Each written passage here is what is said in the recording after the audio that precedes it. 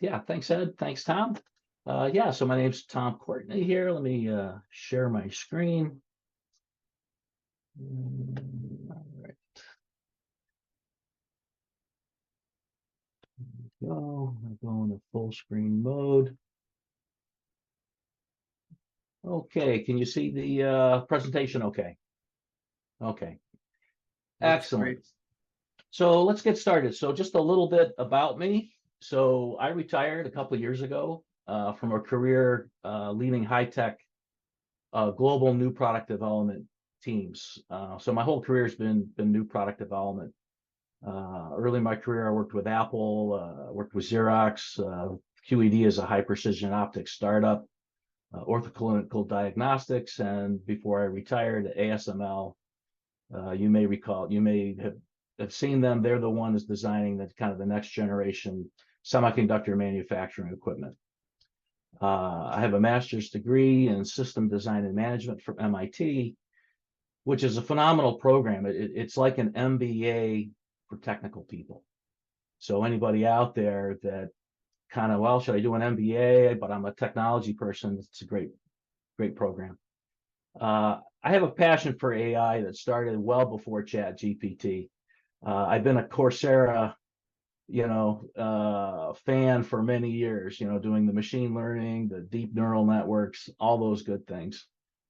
So just to get us grounded, so I live here in Lancaster, Pennsylvania, and you guys are down here at UMBC, and the story of the Poppy Loppy kind of came about because of my 5 grandkids. I've got 2 sons that live here, so a lot of the story is about them.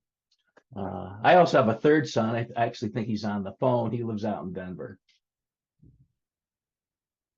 So this is the book, The Poppy Loppy. So what inspired me to do this? So as I mentioned, I've got 5 grandkids, all under 7, and a little over a year ago, I had to have knee replacement surgery. I was a tennis player, and the surgery didn't go so well. And pretty much all last year, I was hopping around. I was limping a lot, and my grandchildren had always called me Poppy instead of Grandpa. It was, well, Poppy. So they always called me Poppy. But one day, Wyatt, my grandson Wyatt, is 4 years old, he started calling me Poppy Loppy because I was lopping, he loved to play chase games, and I was lopping around. Anyway, that stuck. And so now all my grandkids, even my kids, officially call me Poppy Loppy. Because I was having a problem with my leg, I had a lot of time. So let me dive into what I ended up doing here. So the software tools that I use ChatGPT, the Plus.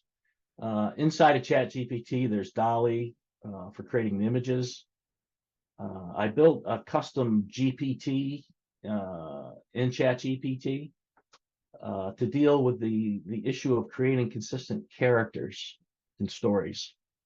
Also GIMP, I'll talk a little bit about that. It's a photo editing app, and Scribus, open source publishing app. So let's just jump in and take a quick look at the book here. I'm just going to walk through what's in here. Do you see that okay? Yep, indeed, Tom. Thanks. Okay.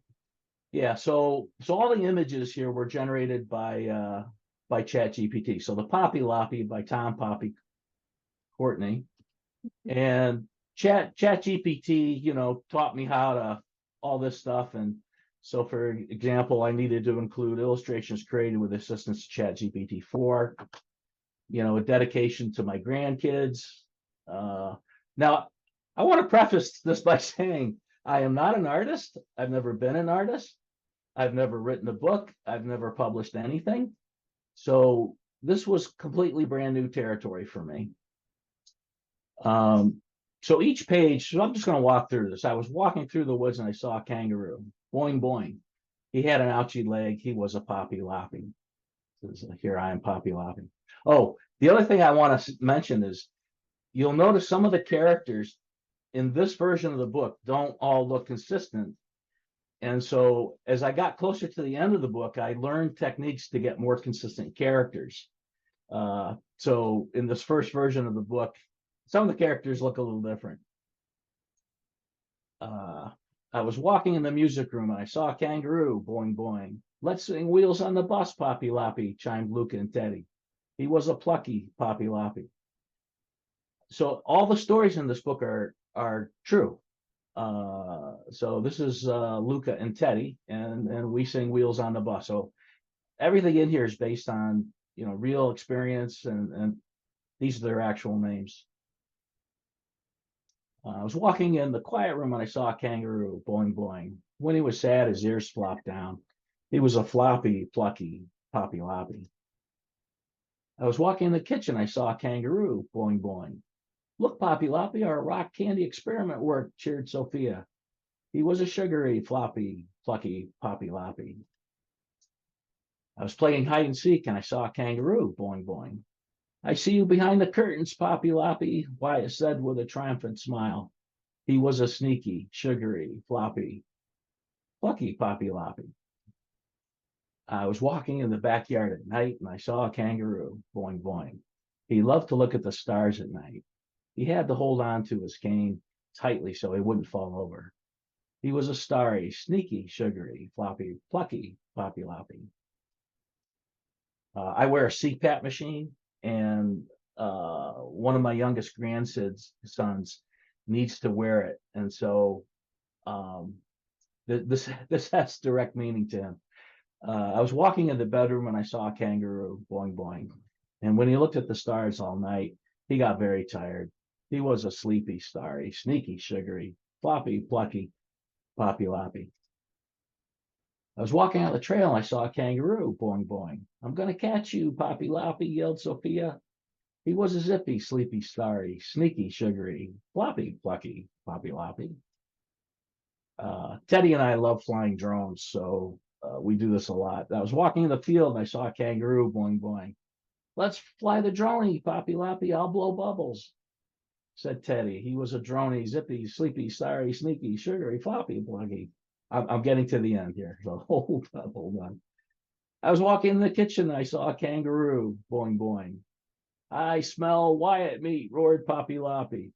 But Wyatt was too fast. He was a chasey, drony, zippy, sleepy, starry, sneaky, floppy, plucky Poppy Loppy.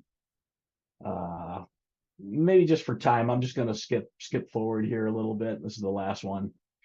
I was walking in the grocery store and I saw a kangaroo.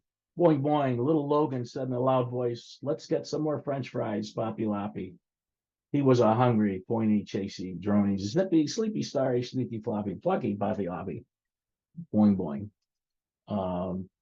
So give you a sense what's in the book. So now I'm going to jump into some things I've learned along the way and how I used AI to do this. So first I needed to create kind of a model character, something I could be my reference throughout my work. So, I just started, create an image of a happy kangaroo, et cetera, et cetera. And one of the things that I learned is, so I create this image and then I paste this image into ChatGPT and say, do X, Y, and Z. And it often didn't look all that great. So what I found is it's better to give context, like rather than saying he has a white bandage on his right leg and is holding crutches, what I found was much more effective is to give it context. He recently had knee replacement surgery. When I started giving context to things, the reproducibility of what I wanted ended up being much better than just like, he has a white bandage on a right leg. Sometimes, I might get a white bandage, I might not.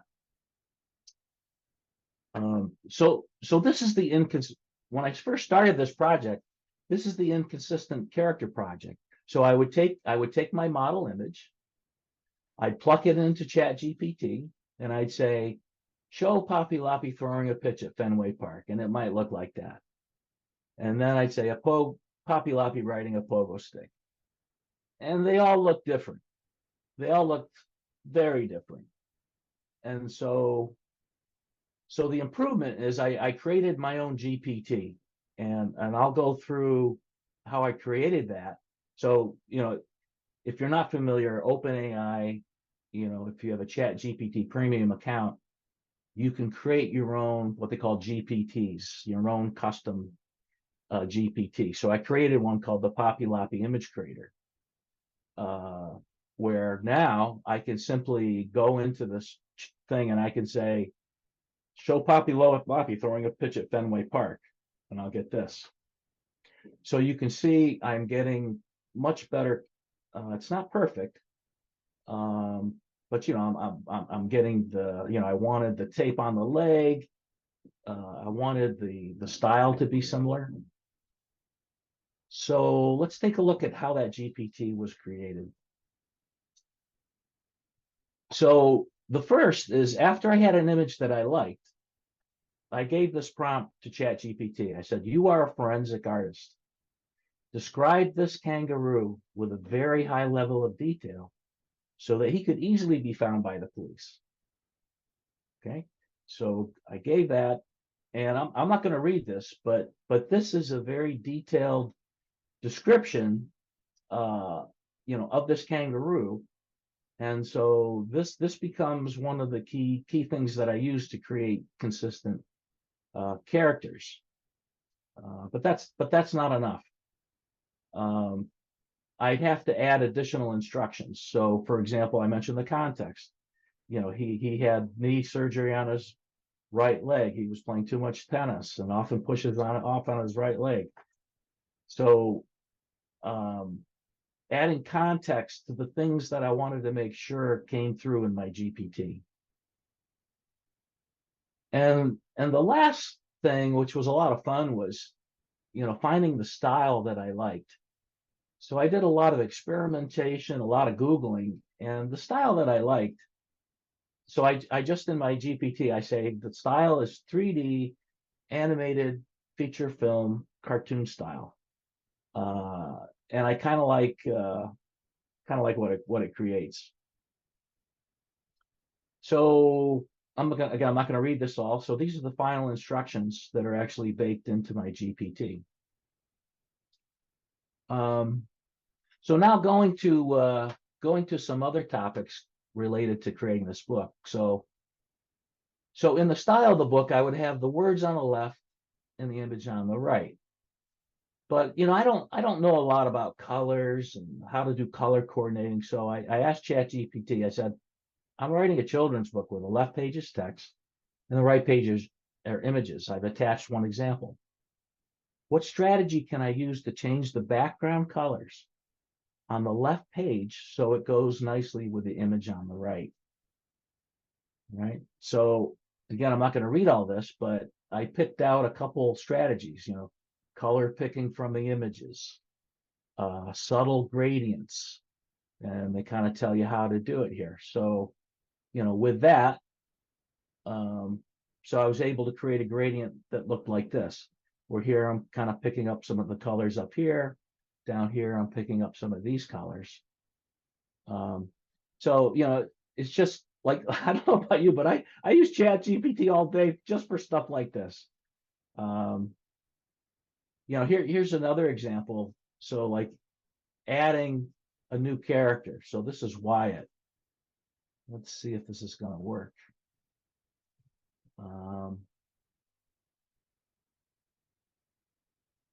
So I would take Wyatt's image and I would say, this is Wyatt. He's a 6-year-old happy boy. And the second image is Poppy Loppy. And so sometimes I could create images with multiple people. It's got a little bit more work to do, but yeah, you can do it. Let's see, go to the next page.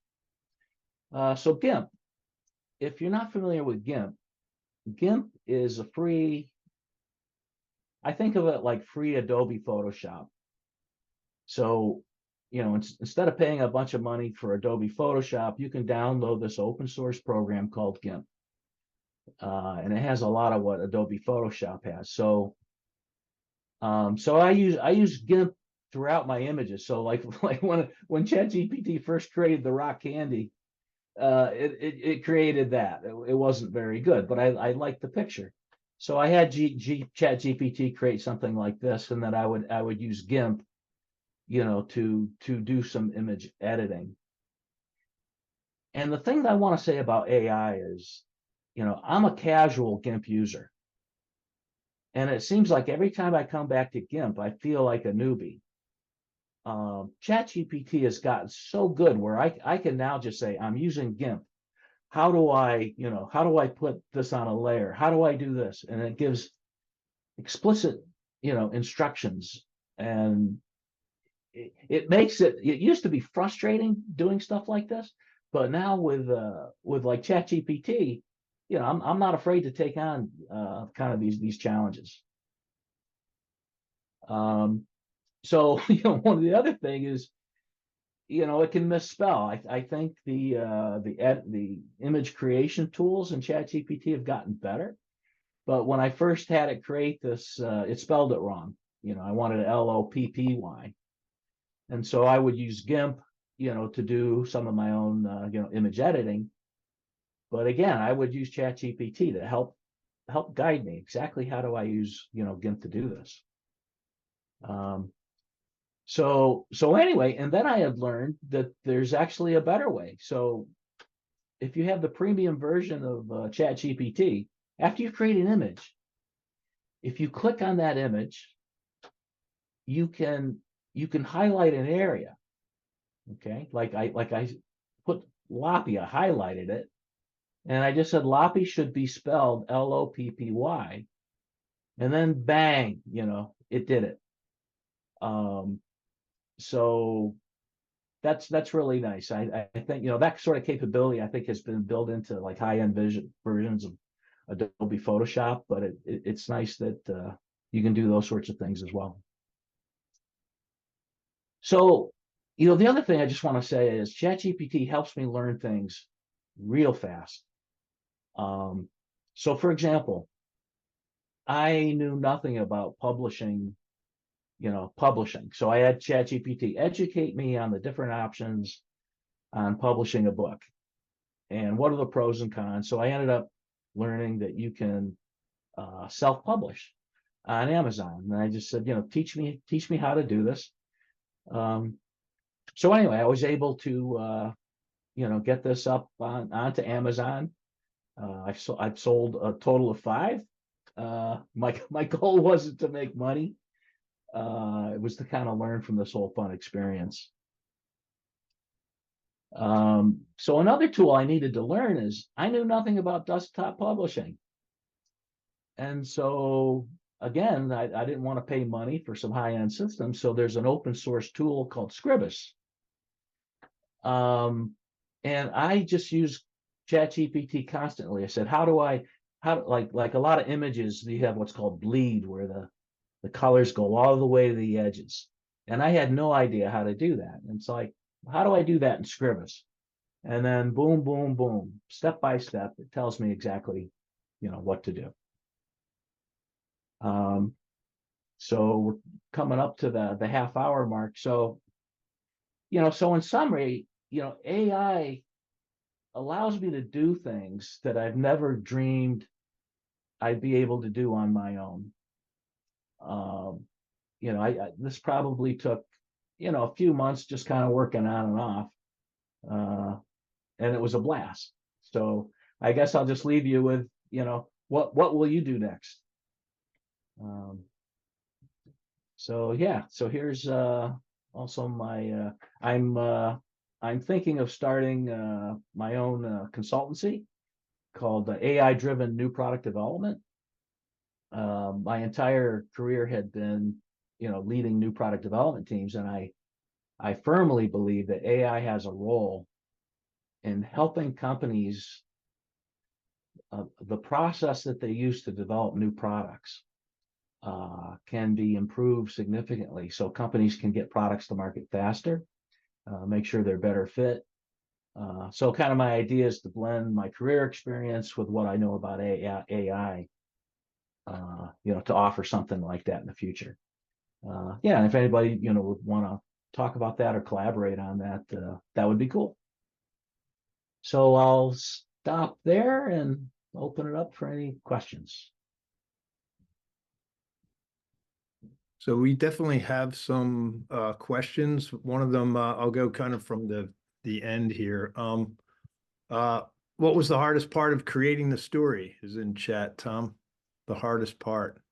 The hardest part uh, was there was some initial frustration when I couldn't get the characters consistent.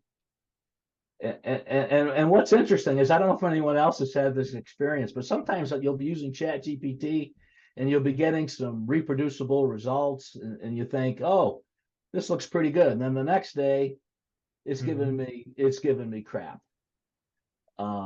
So anyway, so that frustration fueled me to think, okay, there's got to be a better way. And I imagine if I gave this talk in a year, there may already be better ways.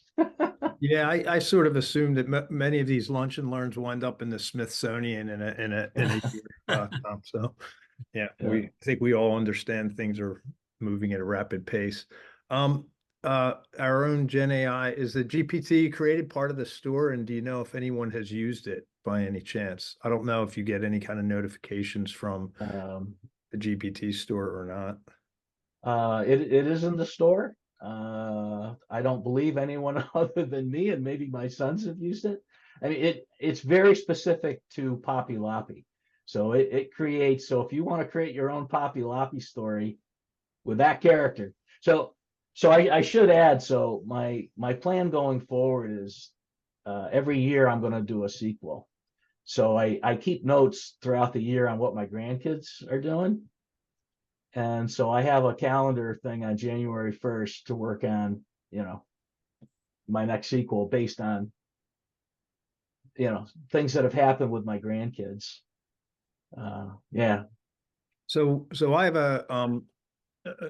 I have two questions. The first one is, as you went through this journey, I don't know if you started doing this when Dall-E 3 was not released, or had you seen significant improvements over your journey from what Dall-E 3 was giving you, or whether you started with Dall-E 2 and OpenAI's Dall-E 2 and then went to Dall-E 3. Just curious if you saw that, like you had mentioned, from beginning to end of the book, Yeah.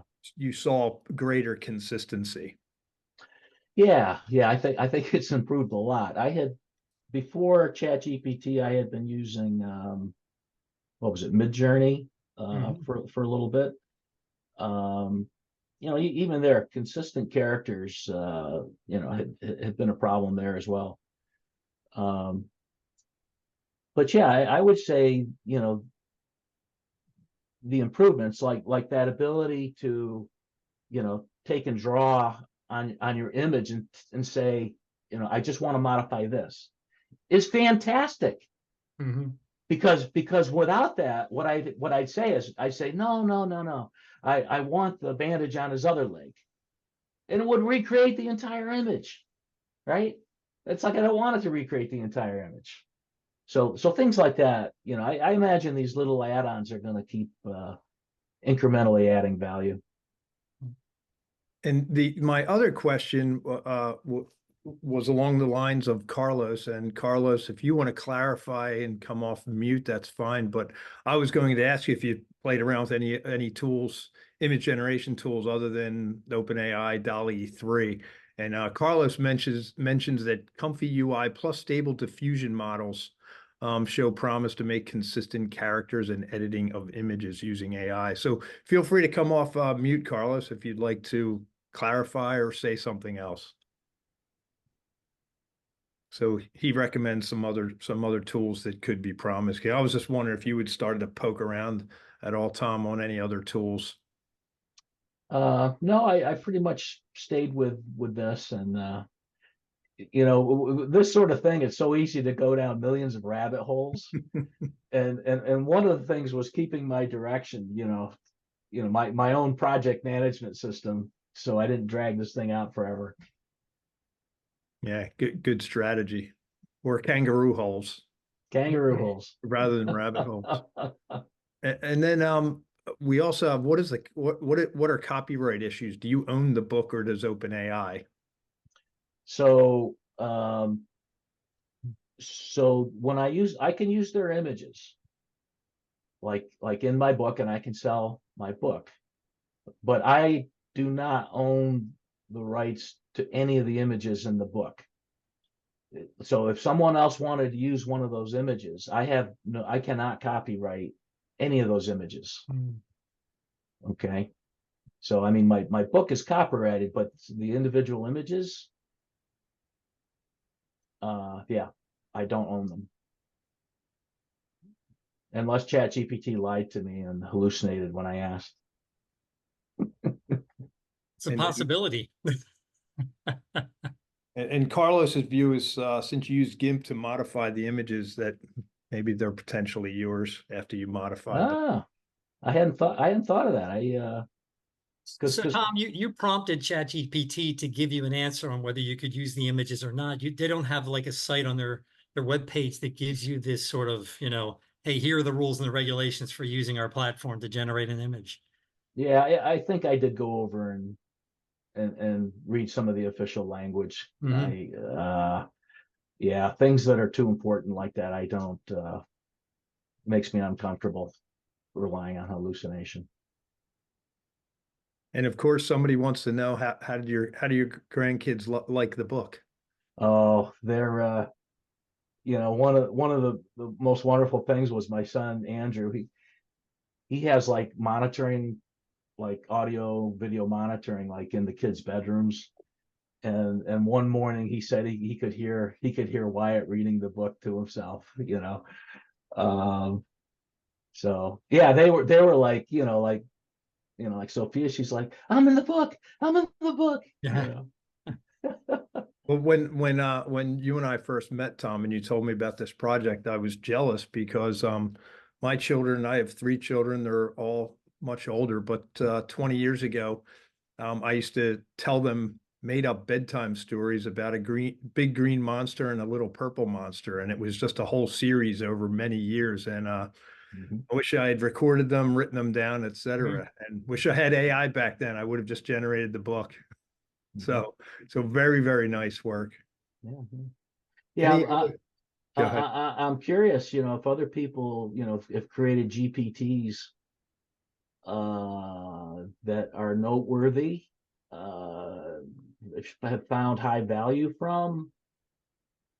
That's a good question. If anyone has done that, feel free to put it in chat. If you've used a GPT or created one that you find is high value, feel free to go ahead and put that in chat. And thank you, Kulin, for the Comfy UI Stable Diffusion video for everyone to take a quick peek at. Yeah, I had created another GPT that I've used quite a bit. It's called Neural Names, and it's a way that helps me after I meet somebody to remember their name. And so I take an image and I will have AI like exaggerate that image and then do a play on their name and create a new image that incorporates some feature with some really hilarious thing about their name. And so I've done this with quite a few people, and it's been very effective. That's pretty funny. Good one. All right. Any other questions? I did have a request by Mike H. Are you able to share some of your GPTs? Sure. If there's a way to access those, I suppose we can throw those right into our Slack workspace. Sure. Or send it to the folks who have attended. Well, thanks so much, Tom. That was That was very fun. I really enjoyed it. I hope we all, everyone here enjoyed it. Thanks everyone for your time. Ed, I'll let you close it out. I just wanted to share my screen. Yeah, I'm glad you had the upcoming webinars here. Next week's going to be one focused on design and innovation in organizations. It's a friend of mine who's going to be presenting, and he's a deep experience with innovation and design thinking with both the Army and with government contractors and private companies. He's got a lot of experience in that, so that's something you won't want to miss. Just a reminder to everybody, if you're a professional looking to get a technical certification, become a better leader, learn more about improve your innovation, project management skills, improve your career in any number of ways, or if you're an organization, you have some cohorts or teams or a group of people, a collection of people you want to do the same with, please reach out to us. And we also do a lot of consulting with organizations, sitting down with them, chatting with them about their needs and trying to come up with more customized approaches to their professional development needs. So if you want to reach out to us, we have a couple of websites right now. One is c4a.ai to see the Center for Applied AI. And you can also see more generally umbctraining.com for our parent group. You can email us as well at c4a@umbctraining.com if you want to get a message or something to us. So that pretty much wraps it up. Thank you all for joining us today. Hope you have a great day, and hopefully we'll see you next time on the 27th. Thanks, everyone. Thanks, everyone. Thanks, Tom. Yep. Talk Bye now. soon.